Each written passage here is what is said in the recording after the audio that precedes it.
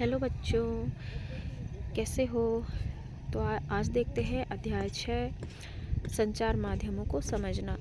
तो यह है एट द ग्रेट अभ्यास पुस्तिका कक्षा 7 विषय सामाजिक विज्ञान। ठीक है, तो आज हम समझेंगे संचार माध्यमों को समझना। तो उस संचार माध्यमों के बारे में हम जानेंगे। ठीक है, तो इसमें पहला प्रश्न है, सरकार समाचार पत्र के किसी अंश, फिल्म के किसी दृश्य या गीत को समुदाय तक पहुंचाने से प्रतिबंधित करती है तो इसे क्या कहते हैं। तो वो हम देखते हैं, ऑप्शन दिए हुए हैं यहाँ पर। Option A satellite, option B censorship, option C संचार, ऑप्शन डी इंटरनेट। तो इसका जो सही आंसर है वह हो जाएगा ऑप्शन बी सेंसरशिप। ठीक है, अब अगला प्रश्न है, मास मीडिया का माध्यम नहीं है। तो मास मीडिया का माध्यम क्या नहीं है वह हम देखेंगे। तो इसमें ऑप्शन ए में दिया है आपका टेलीविज़न है, फिर option B radio, option C internet, option D typewriter. तो इसका जो सही आंसर है वह हो जाएगा ऑप्शन डी टाइपराइटर। ठीक है, अब हम देखते हैं अगला प्रश्न क्रमांक 3। व्यक्ति को रातों रात प्रसिद्धि प्राप्त करने में मुख्य भूमिका होती है।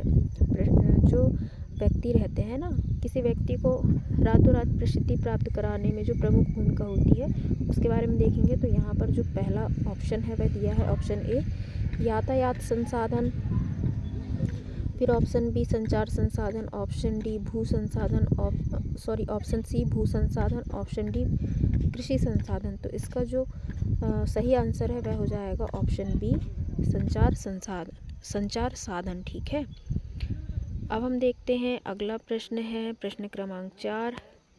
मीडिया शब्द संबंधित नहीं है। तो मीडिया शब्द किससे संबंधित नहीं है वह हम देखेंगे। तो यहाँ पर ऑप्शन ए है टीवी है, ऑप्शन बी अखबार, option C printer, option D radio. तो इसका जो सही आंसर है वह हो जाएगा ऑप्शन सी प्रिंटर। ठीक है, अब हम देखेंगे अगला प्रश्न है प्रश्न क्रमांक 5। रिक्त स्थानों की पूर्ति कीजिए। तो इसमें दिया हुआ है टीवी, ऑप्शन ए दिया है टीवी, रेडियो, इंटरनेट, अखबार खाली स्थान के माध्यम है। तो इसका जो सही आंसर है वह हो जाएगा संचार के माध्यम है। ठीक है, अब देखिएगा ऑप्शन बी, देखिएगा संचार के माध्यमों से लोग खालिस्तान भी कमा सकते हैं। तो संचार के जो माध्यम है उससे लोग क्या कमा सकते हैं, धन कमा सकते हैं। ठीक है, तो इसमें खालिस्तान में धन आ जाएगा। अब देखिएगा ऑप्शन सी संचार के माध्यम जिनकी पहुंच लाखों व्यक्तियों तक है खालिस्तान कहलाते हैं। तो इसमें जो खालिस्तान है उसमें मास मीडिया आ जाएगा। ठीक है, अब देखते हैं अगला प्रश्न, देखते हैं इलेक्ट्रॉनिक टाइपराइटर खालिस्तान के दशक में दुनिया में आया। तो इलेक्ट्रॉनिक जो टाइपराइटर है वह 1940 के दशक में दुनिया में आया था। ठीक है, अब हम देखते हैं अगला प्रश्न है, प्रेस को खालिस्तान का चौथा स्तंभ माना जाता है। तो प्रेस को पत्रकारिता का चौथा स्तंभ माना जाता है। ठीक है, अगला प्रश्न है बच्चों आपका प्रश्न क्रमांक 6।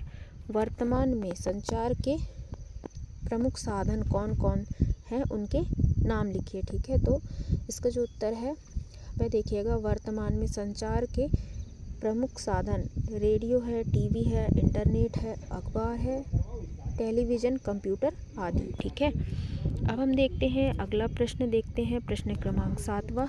मीडिया किसे कहते हैं। तो मीडिया किसे कहते हैं, उत्तर देखिए, रेडियो, टीवी, अखबार, इंटरनेट और संचार के अन्य साधनों के लिए प्रयोग में लाया जाने वाला शब्द मीडिया कहलाता है। ठीक है, अब हम देखेंगे अगला प्रश्न क्रमांक 8। सेंसरशिप से क्या आशय है। तो सेंसरशिप से क्या आशय है वह हम देखते हैं।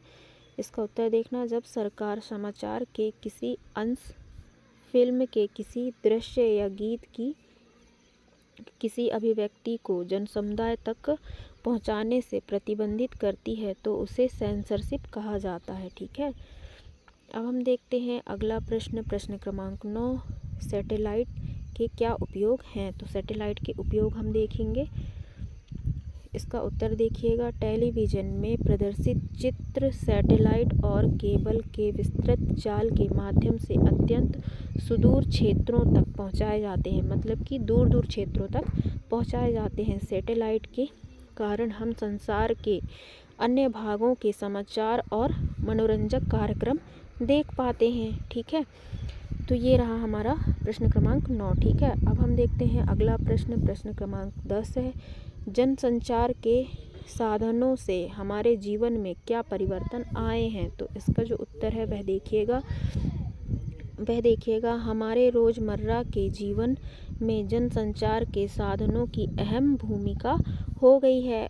उनके बिना हम आज आधुनिक जीवन की कल्पना भी नहीं कर सकते। ठीक है, वे हमारे लिए न सिर्फ सूचना के माध्यम हैं, बल्कि वे हमें जागरूक करने में अग्रणी भूमिका निभा रहे हैं। ठीक है, अब हम देखेंगे अगला प्रश्न। प्रश्न क्रमांक 11 है, जनसंचार माध्यमों से धन किस प्रकार कमाया जा सकता है।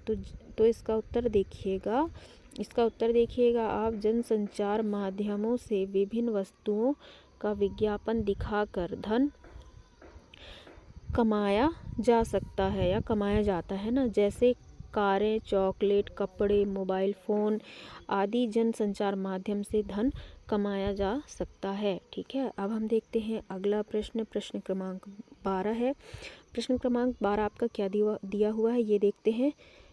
तो लोकतंत्र में संचार माध्यम किस प्रकार महत्वपूर्ण भूमिका निभाते हैं ना। तो लोकतंत्र में जो संचार के जो माध्यम है वह किस प्रकार अपनी भूमिका निभाते हैं वो हम देखेंगे। ठीक है, तो इसका उत्तर देखिएगा, लोकतंत्र में देश और संसार के बारे में समाचार देने और उनमें होने वाली घटनाओं पर चर्चा करने में संचार माध्यमों की भूमिका अत्यंत महत्वपूर्ण है। ठीक है, अब हम देखते हैं अगला प्रश्न है। प्रश्न क्रमांक 13, लोकतंत्र में स्वतंत्र संचार माध्यम का होना क्यों आवश्यक है। ठीक है, तो हम इसका उत्तर देखते हैं, संतुलित रिपोर्ट लिखकर पाना संचार माध्यमों के स्वतंत्र होने पर निर्भर करता है। स्वतंत्र संचार माध्यमों से तात्पर्य है कि उनके द्वारा दिए जाने वाले समाचारों को कोई भी नियंत्रित या प्रभावित ना कर सके। ठीक है, अब हम देखते हैं अगला प्रश्न। प्रश्न क्रमांक 14 है, टेलीविज़न पर दिखाए जाने वाले कार्यक्रम हमारे जीवन को किस प्रकार प्रभावित करते हैं, है ना। तो जो टेलीविज़न पर जो दिखाए जाते हैं कार्यक्रम है ना टीवी पर, तो वह हमारा जो जीवन है उसको किस प्रकार से प्रभावित करते हैं उसके बारे में देखेंगे। तो इधर उत्तर देखिएगा, दूरदर्शन पर दिखाए जाने वाले कार्यक्रम हमारे जीवन में सामाजिक, आर्थिक एवं राजनीतिक जीवन को प्रभावित करता है। इसके माध्यम से हमारे जीवन में दुनिया की खबर प्राप्त हो जाती है। दूरदर्शन के माध्यम से हमारे जीवन में नई नई बातें सीखने को मिलती है। ठीक है, अब हम देखते हैं आपका अगले प्रश्न पर चलते हैं जो आपका दिया हुआ है यहाँ प्रश्न क्रमांक 15। तो यहाँ देखिएगा, स्थानीय संचार माध्यम के रूप में समाचार पत्र का महत्व लिखिए। ठीक है, तो जो स्थानीय संचार माध्यम है ना, माध्यम के रूप में जो समाचार पत्र का जो महत्व है उसके बारे में हमको लिखना है यहाँ पर। तो उत्तर देखिएगा, समाचार पत्र या अखबार समाचारों पर आधारित एक प्रकाशन है। ठीक है, जिसमें मुख्यतः सामुदायिक घटनाएं, राजनीतिक, खेलकूद, विज्ञापन इत्यादि जानकारियां सस्ते कागज पर छपी होती है। समाचार पत्र संचार के माध्यमों में महत्वपूर्ण भूमिका निभाती है। ठीक है, जो समाचार पत्र है ना वह उसका बहुत महत्व है। ठीक है, अब हम देखते हैं अगला प्रश्न। प्रश्न क्रमांक 16, मास मीडिया से क्या आशय है। मास मीडिया के 3 साधनों के नाम लिखिए। ठीक है, तो हम देखेंगे इसका उत्तर देखते हैं, टीवी, रेडियो और अखबार संचार साधनों के ऐसे रूप हैं जिनकी पहुंच लाखों लोगों तक है। देश और विदेश के जनसमूह तक है, इसलिए इन्हें जनसंचार माध्यम या मास मीडिया कहते हैं। ठीक है, अब हम देखेंगे अगला प्रश्न, प्रश्न क्रमांक 17। तो प्रश्न क्रमांक 17 में क्या दिया हुआ है देखते हैं। इलेक्ट्रॉनिक मीडिया व प्रिंट मीडिया में क्या अंतर है, उदाहरण सहित लिखिए। ठीक है, तो हम यहाँ देखेंगे इसका उत्तर, इलेक्ट्रॉनिक मीडिया एवं प्रिंट मीडिया के बीच में अंतर। ठीक है, तो इलेक्ट्रॉनिक मीडिया का एक रूप है जिसमें टीवी, रेडियो आदि शामिल हैं। ठीक है, और जो प्रिंट मीडिया है ना, ये प्रिंट मीडिया है तो वह मीडिया का एक मुद्रित रूप है जिसमें समाचार पत्र, पत्रक, हैंडबिल आदि शामिल हैं। ठीक है, जो प्रिंट मीडिया है उसमें समाचार पत्र, पत्रक और हैंडबिल आदि शामिल हैं। ठीक है, तो ये हो गया आपका 17 नंबर का प्रश्न। अब हम देखते हैं प्रश्न क्रमांक 18। तो प्रश्न क्रमांक 18 क्या दिया हुआ है वह देखते हैं। समाचार पत्र या किसी पत्रिका में प्रकाशित किए जाने वाले जनहित संबंधी विज्ञापन का प्रारूप तैयार करें, है ना। तो यहाँ पर हमें एक प्रारूप तैयार करना है जो जनहित संबंधी हो। ठीक है, तो उत्तर देखिएगा यहाँ पर, तो यहाँ पर चेतावनी दिया हुआ है और यहाँ पर सावधान। ठीक है, तो हम देखते हैं यहाँ पर जो प्रारूप है वह किस प्रकार से है। तो आप ये जो प्रारूप दिया हुआ है, डेंगू जो कि भयानक संक्रामक रोग है ना, डेंगू एक भयानक संक्रामक रोग है। ठीक है, उसके बाद फिर जो सावधानी है उसके बारे में यहाँ दिया गया है कि घरों के आसपास गंदा पानी ना रुकने दें, है ना। मल जल की निकासी की उचित व्यवस्था करें, मच्छर कदापि ना पनपने दें और समीप के अस्पताल में जाकर तुरंत टीका लगाएं। ठीक है, अब हम आगे देखिए क्या लिखा है। अब हम देखते हैं यहाँ पर क्या लिखा हुआ है।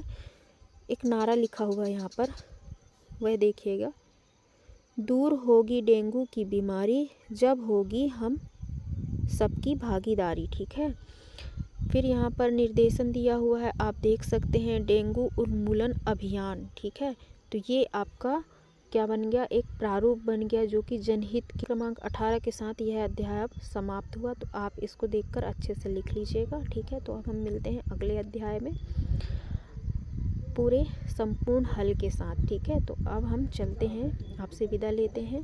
Thank you.